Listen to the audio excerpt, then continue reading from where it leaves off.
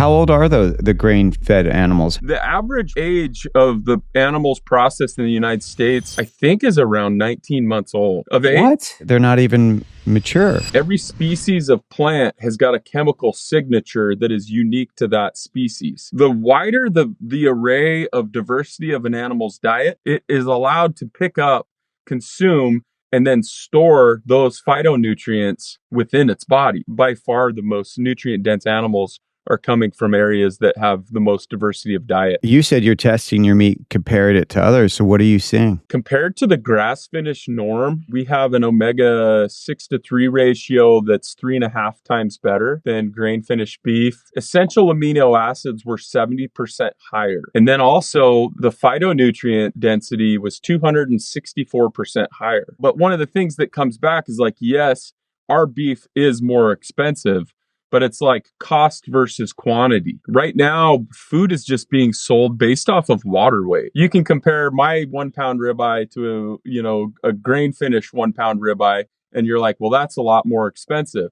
But if you break it down, you're like, what is the nutrient density of this? There's a lot more nutrients in it. Do you find that you actually need to eat less because it's more nutritious? I believe so. I mean, you definitely, you feel better. We've got a lot of customers who've gotten into the carnivore diet and, keto diet. I had a fellow by the name of Jeff Toland. This was when I first heard about the carnivore thing, and I'm like, what is that? I called him and he said, okay, I started doing this because of X, Y, and Z health issues. When I started eating your beef, he said, I felt a higher level of health come into my body. And at the end of the day, it's the nutrient density, right? A cow isn't fully mature until they're 4 years old. And this is why the commodity norm is to finish animals on grain. There's much more energy in grain than there is in grass. So you can get an animal fat much quicker. How old are the grain-fed animals? How long do they let them live? Typically, they're processing them at the earliest 18 months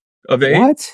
Yeah. The average age of the animals processed in the United States, I think, is around 19 months old.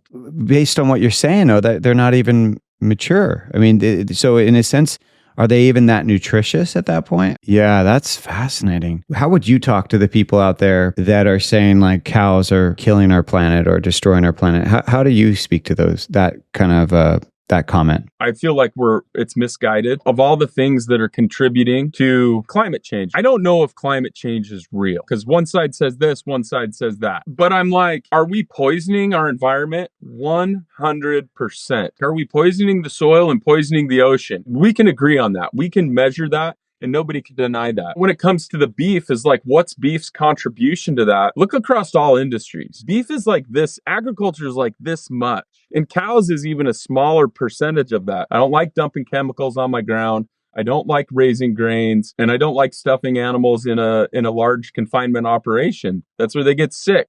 And at the end of the day, it makes more work for me and it costs more money. We are more on this like regenerative base because it's easier. We can be more profitable. And at the end of the day, I can go outside onto my soil and smell it and be like, I did something. I'm actually contributing to the future versus just extracting, because that's like this total contradiction between nature and like our society is like, get money and be comfortable. In order to do that, you have to extract. But nature needs you to give back to it and work within its circular flow. And so there's like this really interesting balancing act we're trying to play between being financially viable, but also taking care of the soil the way it tells us that it needs to be taken care of. Well, gosh, there's so many questions. So how do you think people should shift their mindset around the meat industry? And I don't just mean about, is it good for the planet or bad? I mean, even like when people go to the grocery store and they're trying to figure out which one to purchase, what do you think that they should be thinking about that maybe they're not currently thinking about? Health.